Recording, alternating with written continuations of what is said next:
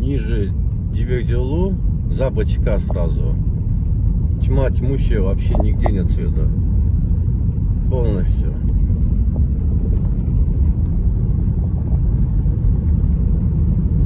Выключили как час назад. Включают вообще каждый день по 2 на 3 часа выключают. Вот на сегодняшний день это второй раз.